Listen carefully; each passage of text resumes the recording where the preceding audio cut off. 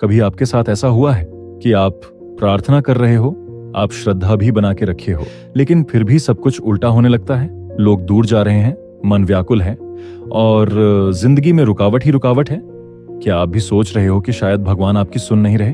तो हो सकता है कि आप गलत समझ रहे हो सकता है कि यह सब कुछ इसलिए हो रहा है क्योंकि भगवान आपको एक बड़े वरदान के लिए तैयार कर रहे हैं। आप रामायण या महाभारत याद करो। भगवान राम को वनवास मिला, परिवार से दूर जाना पड़ा, दुख मिले, संघर्ष मिले। क्यों? क्योंकि उनके जीवन में कठिन संघर्ष था जिससे वो बुराई को खत्म कर पाए। श्री कृष्ण का जन्म कारावास में हुआ। पूरा जीवन एक उद्देश्यपूर्ण था, अधर्म का नाश करने का। और यही पैटर्न हर उस व्यक्ति के जीवन में होता है जिसे भगवान किसी बड़े कार्य के लिए चुनते हैं। जब भगवान किसी को वरदान देने वाले होते हैं तो उससे पहले कुछ संकेत भेजते हैं। पहला, जीवन में कठिन समय आना।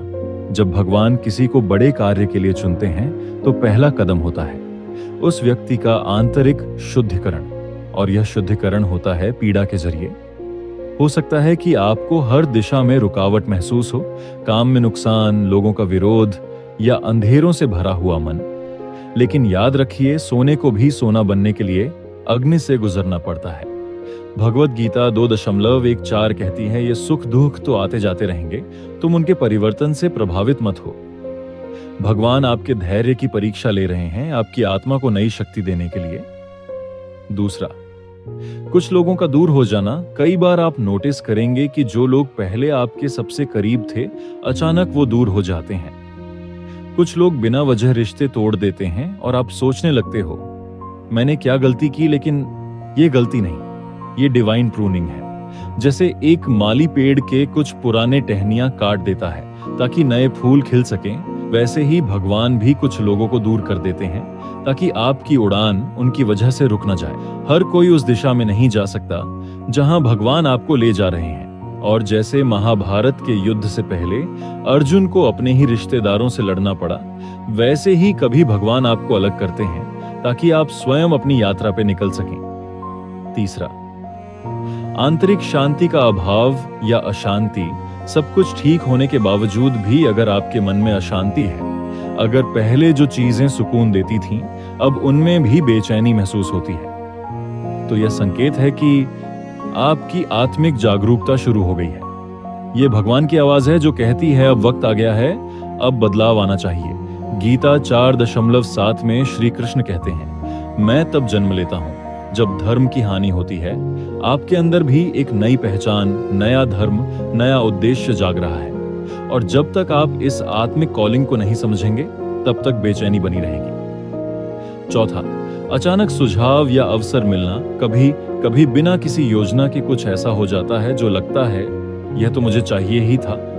किसी अजनबी की मदद, कोई अनएक्सपेक्टेड कॉल या एक छोटी सी बात जो आपका पूरा माइंडसेट बदल देती है। यह सब संयोग नहीं, डिवाइन समन्वय है। भगवान आपको दिखाना चाहते हैं कि मैं तुम्हारे साथ हूं। जैसे रामायण में हनुमान जी राम से मिले, वो एक साधारण घटना नहीं थी, वो एक दिव्य मिलन था जिसका उद्देश्य था राम जी के कार्य को पूरा करना। गीता 18.6 में श्री कृष्ण जी कहते हैं, तुम सिर्फ मुझ पर विश्वास रखो, मैं तुम्हारा उद्धार करूंगा। अगर आपको ऐसे संकेत मिल रहे हैं तो समझ जाइए, आपके जीवन में दिव्य हस्तक्षेप हो रहा है। लेकिन समस्या यह है कि ज्यादा लोग इन संकेतों को पहचान नहीं पाते। वो घबराते हैं, सोचने लगते हैं कि भगवान उनसे नाराज हैं। पर सच ये है कि यह वक्त आपके लिए छुपा हुआ वरदान होता है जो आपके जीवन में अभी हो रहा है। जैसे कि अंतः अस्थि प्रारंभ, वो कोई अंत नहीं बल्कि एक नया आरंभ है। आपके जीवन में एक नया अध्याय लिखा जा रहा है। आप एक आध्यात्मिक पुनर्जन्म के दौरान हो। जो आप सोच रहे हो कि खत्म हो गया, वो शायद वही मोड़ है जहां से भगवान की रणनीति शुरू होती है। अगर आपने भी इनमें से कोई संकेत महसूस किया है तो कमेंट्स में ओम शांति जरूर लिखें। और अगर आप चाहते हो कि हर दिन आपके जीवन में एक नई रोशनी आए, और अगर आप काम वासना से परेशान हो, तो ये वीडियो देखना बहुत हेल्पफुल है।